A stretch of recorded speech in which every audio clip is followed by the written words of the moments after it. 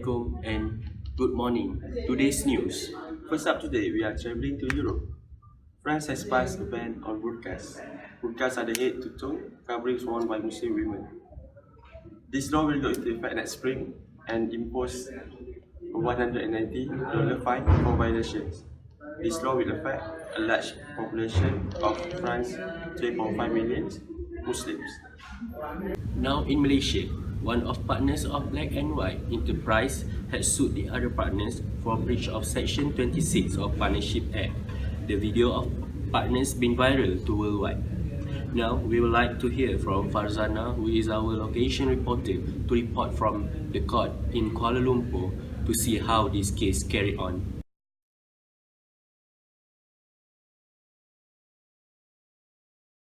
Aidil!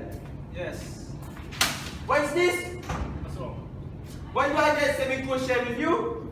Wait, partnership for too long. Why now? But I contribute more this month. Yeah. I work more than you. No. I give capital more. Thank you, Hakeem and Irfan from Studio A. As the video gone viral, two partners from Black and White Enterprise that fighting over certain unsatisfied issues about their partnership. Today was the final trial for the case. I will try to get Ms. Shida and Mr. Aidil as the lawyer represent the defendant. Ms. Shida, can you explain about the final decision from the court about the case? Okay, the main issue is the plaintiff and the defendant have never made any oral or written agreement. We can know about because the plaintiff lack of knowledge about the partnership, and we can see that plaintiff asked to issue defendant because the plaintiff didn't get his remuneration. It is actually subject under Section 26F of Partnership Act that said the partner not to be paid for taking part in the partnership business because he will receive his reward from his share of the profit. And then the second issue is the plaintiff wants more profit of share of his contributions. As in the Section 26A of Partnership Act said that all partners have the right to contribute equally in the capital and to get equal share profit unless there is an express agreement as to how the profit can be divided between them. And the last issue from the case we can see under Section 26 of subsection G is about the introduction of new partners.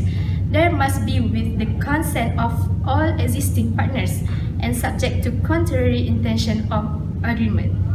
Thank you, Ms. Shida. Mr. Aidil, is there any other issue that can be raised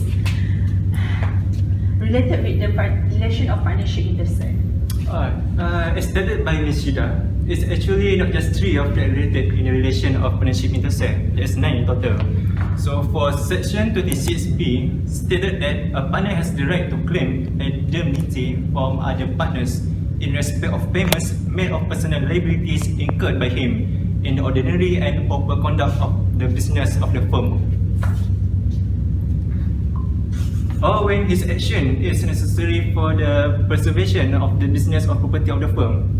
And for the Section 26C, stated for advance made by a partners to the firm, if more than the amount he agreed to contribute to the capital is considered as a loan, and interest must be paid.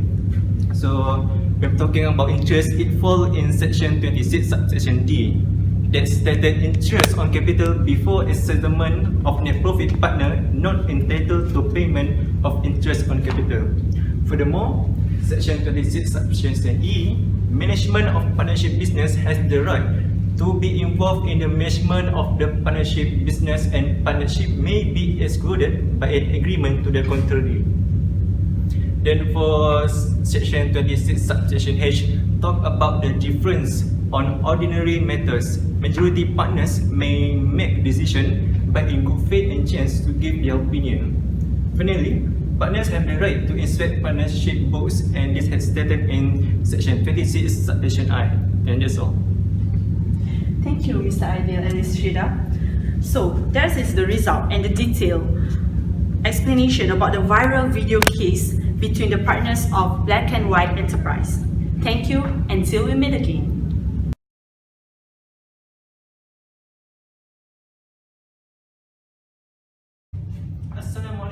good evening. Today we meet again in Malaysia Today.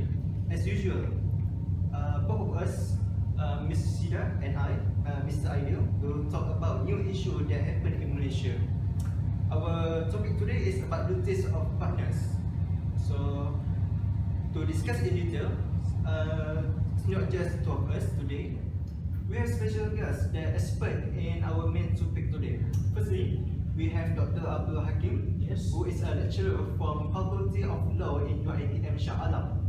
Besides him, we have Madam Farzana, who is a lawyer that expert in our topic today. And finally, we have Dr. Ivan Hakim, who is a secretary of Black and White Enterprise.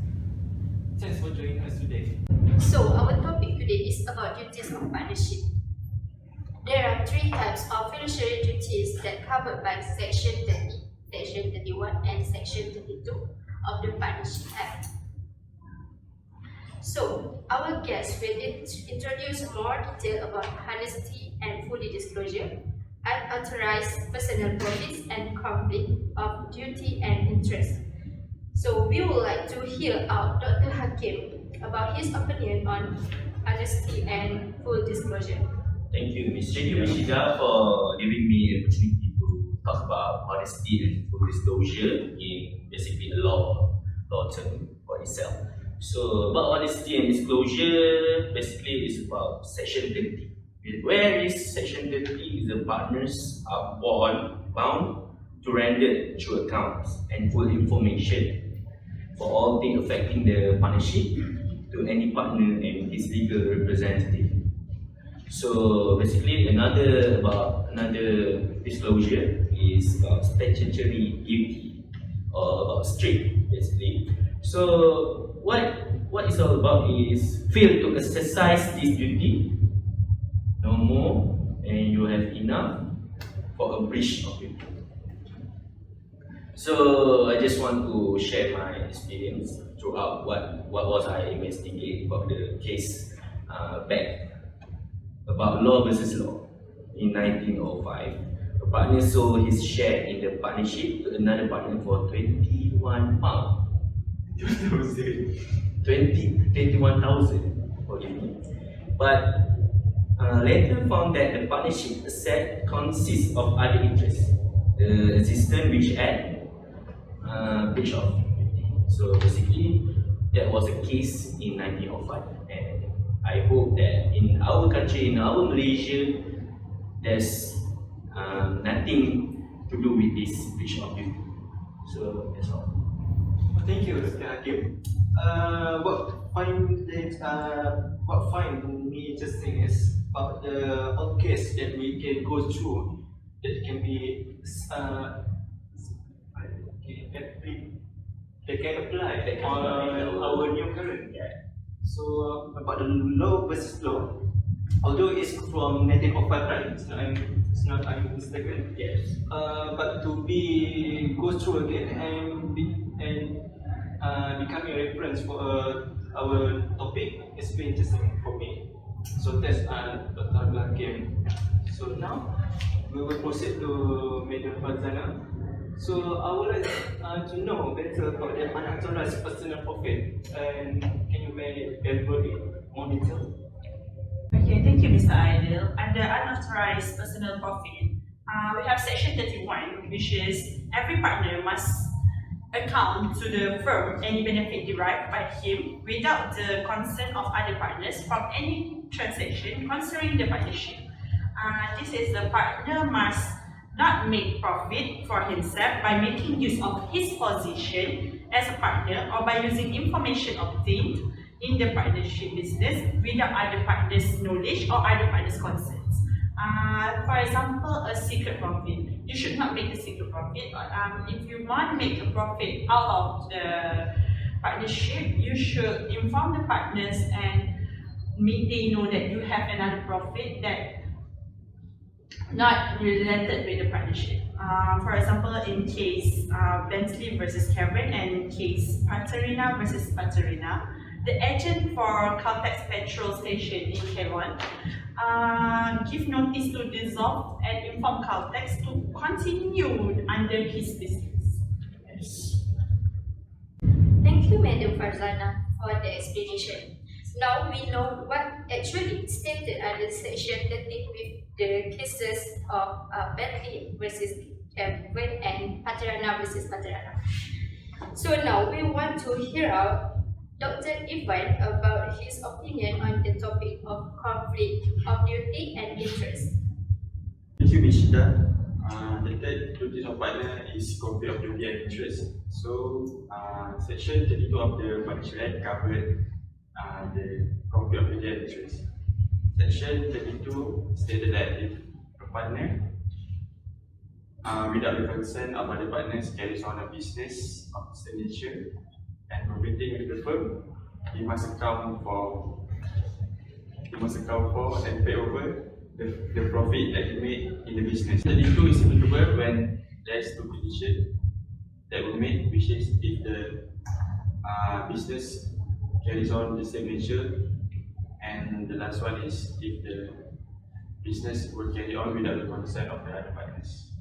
So based on case Bentley versus Craven, Bentley, Craven and two other partners is a partners of business in sugar refinery. So Craven is a firm's buyer and he managed to buy sugar at a discounted price.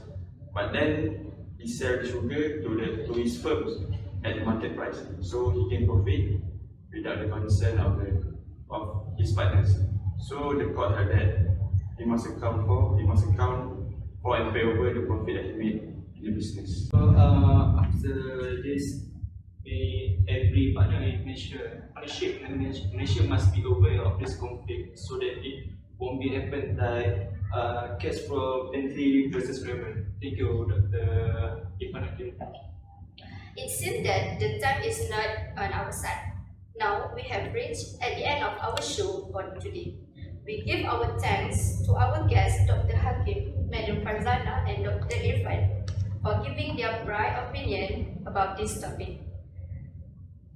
As for that, we will end our show and see you guys next time. Thank you.